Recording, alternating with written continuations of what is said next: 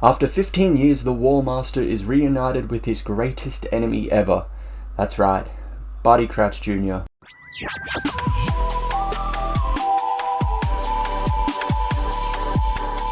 Hello and welcome back to Madmen with a Box. I'm one of the Madmen, Chris, here to discuss and review the War Master Self-Defense, the 7th box set in the War Master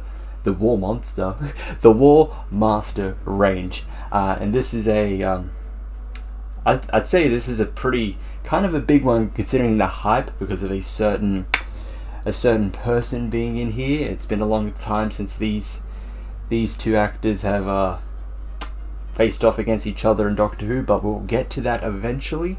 So this box set, which came out in June 16th of 2022, is comprised of 4 stories. As usual, I'm going to go in spoiler free as possible with our first story, The Forest of Penitence by Lou Morgan. Waking in an unusual forest with no memory of how he arrived there, the Master has little choice but to seek help from other survivors. But what is it they've all survived? Now this was I would say at least it was a solid start to this box set. I really liked the story in this one. I found the mystery intriguing and engaging. I like all the characters playing off from one another, especially the character of I'm blanking on the name, unfortunately. It was either, I think it was like Galia or Ellie. It's like kind of a young girl that was in the story. Her and the Master together, fantastic. I really enjoyed that. But I think overall, I think this was at least a decent, solid start to the box set.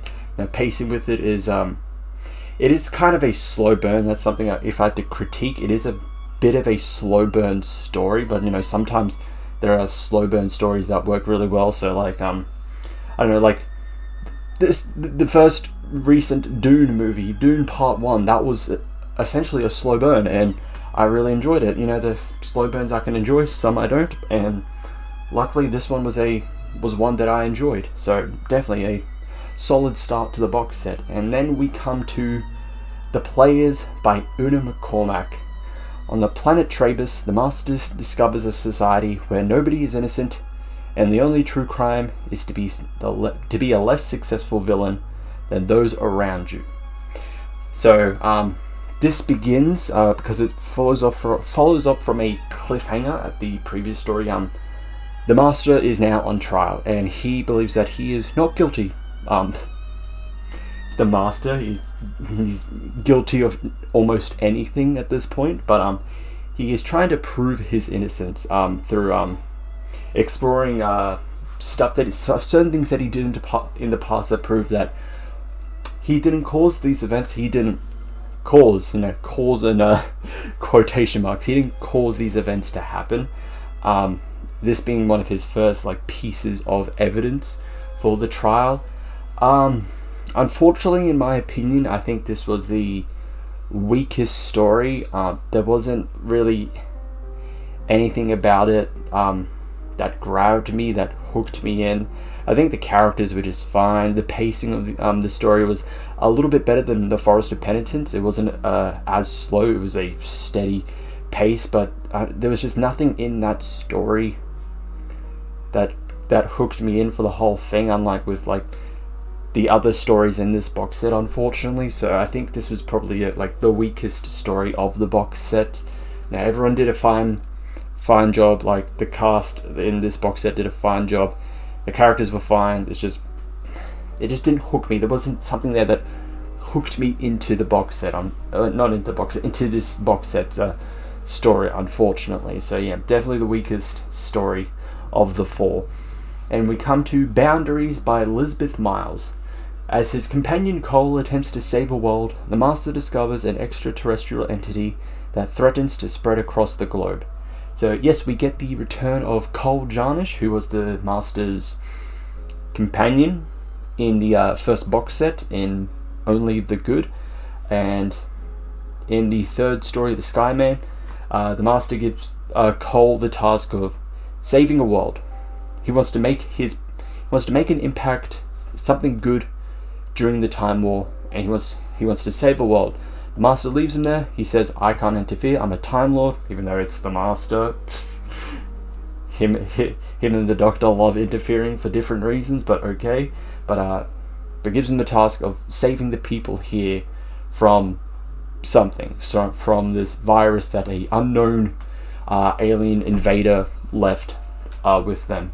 So it's taking place during episode 3, where the Master is just tending to a vineyard, but he's actually going and doing his own things in the meantime. Like I think the previous box set, Killing Time, was supposed to be, I think it's supposed to be during this, like during episode 3 is story 3, Skyman. So this is one of these ones, except it takes place on the actual planet itself. So it's kind of interesting because, you know, Skyman is fully focused on Cole, while the Master is just a background character. He's not important, because what's important is the setup that leads into the full story of that box set.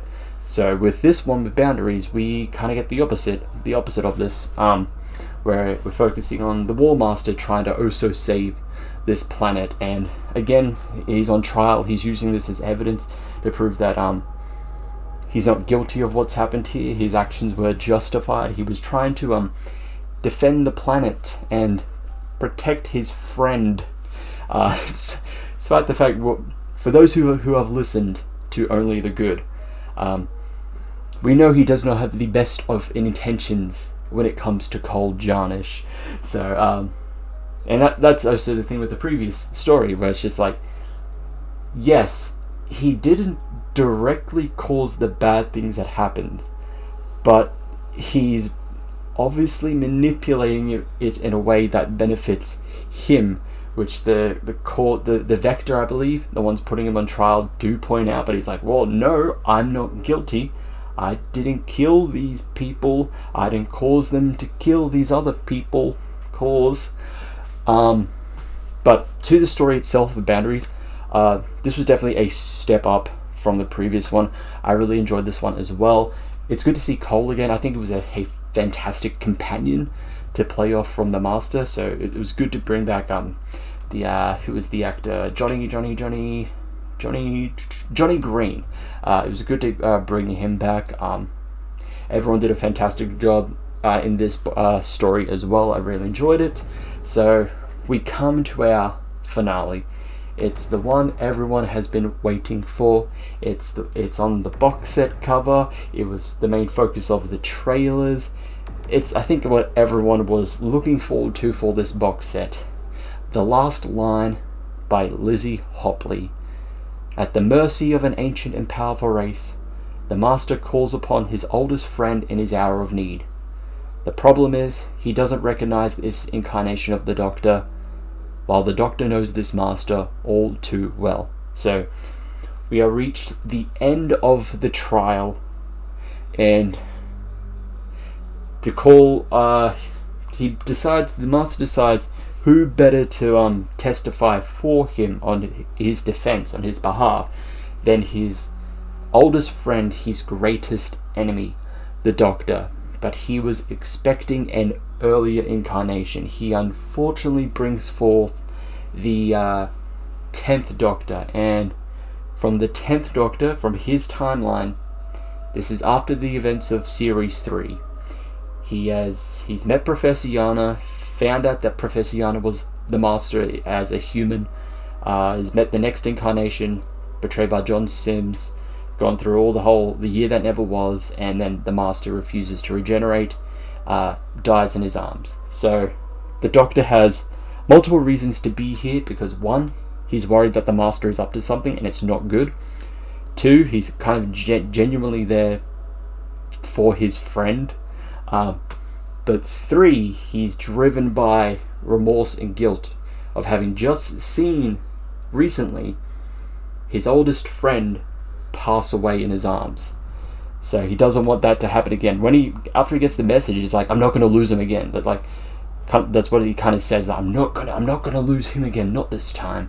Not realizing it's the War Master. It's the previous incarnation that he primarily fought. This is outside of my bias, because this was the one I was most hyped for. This was a fantastic story. It was absolutely amazing. Purely held up by Jacoby and David Tennant's performances as the War Master and the 10th Doctor, their interactions with each other were amazing, because this is like he's only ever met the War Master as Professor Yana, and then they don't even speak once Yana is returned to being the Master. Yeah, they just look at each other briefly before the Master locks him out of the TARDIS and regenerates. So their interactions with each other, one with like the Master not knowing this incarnation, but knowing the Doctor is the Doctor, regardless of whatever face that they have. The Doctor will always be the same person, and he knows that and wants to exploit that. And for the Doctor, and like I said, he's worried that the Master is planning something it's bad. But the Master is also his oldest friend. He wants to be there for him, and he's driven by the remorse and guilt of having watched the Master die. So those two things from both parties, from both people, playing off against each other, was amazing. It was amazing to hear. I really enjoy when whenever there's a Doctor Master story that delves into their old like friendship, that ties into their rivalry. So like, for example, I think my favorite one was Master, the 7th Doctor story with the Geoffrey Beevers Decayed Master. Fantastic story that delves into their history with one another, not especially with like the origin of the Master and how that's tied with the Doctor, and how like the Doctor, at the end of the day, like the Master may be his greatest enemy, but he will always be his friend, and he wants his friend back in the end. He just wants to be friends with the Master again, but because of what the Master is, that can't be possible, and it's sad for the Doctor. So I love when there's stories like that touch upon their past.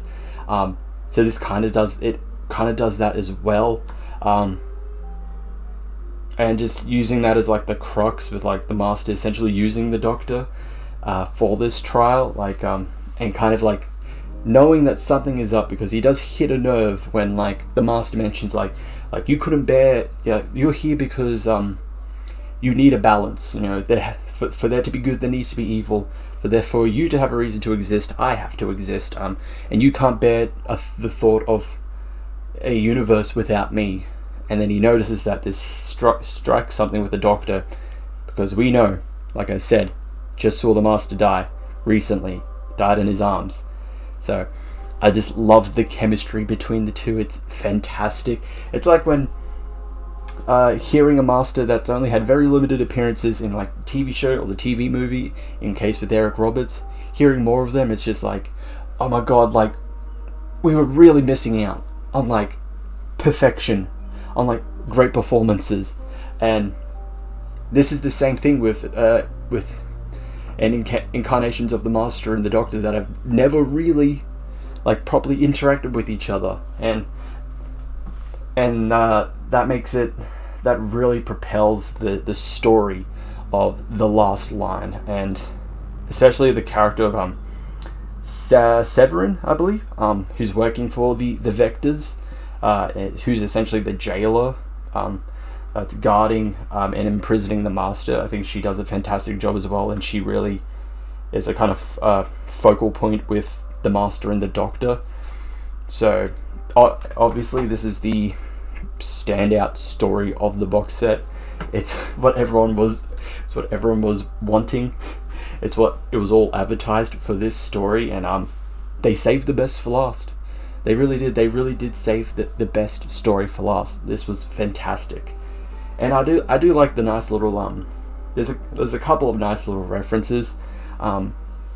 Like the Master says metaphorically, there's a little bit of me in your head, to which the 10th Doctor replies, yeah, like New Year's has a lot to answer for. A reference to the TV movie where the Master tried to steal the Doctor's body.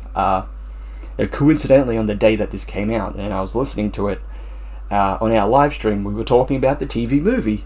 So it was a nice little coincidence that was brought up, and then I didn't notice it the first time, but did a second listen, and the War Master, because they're talking about the Vector, they're talking about a nursery rhyme, like attached to the Vector, and the War Master is like, I know, like this is no, it's like speaking of nursery rhymes, and it's not the exactly what he says. And like paraphrasing, and like, speaking of nursery rhymes, this is my favorite, and he recites the Zagreus nursery rhyme from like primarily Neverland and the story Zagreus. So there was nice little references. I really enjoyed it. And then like also I think this was the perfect combination of like Master Incarnation and Doctor Incarnation for this story, because like I said, the Master was expecting a earlier incarnation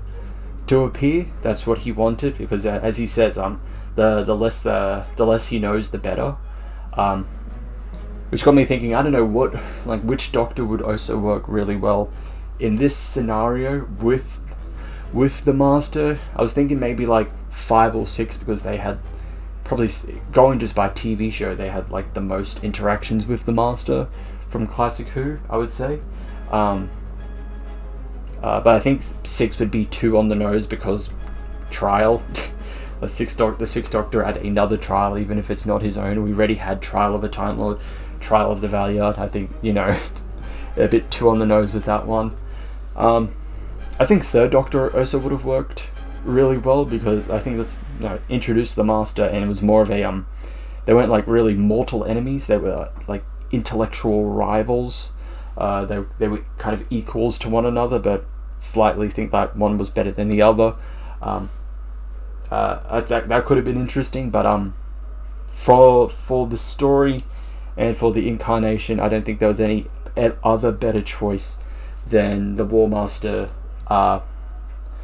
meeting the 10th Doctor, given the history, and not only just the overall history between the Doctor and the Master, but the 10th Doctor's history with this incarnation of the Master and his successor, which works really well in this story.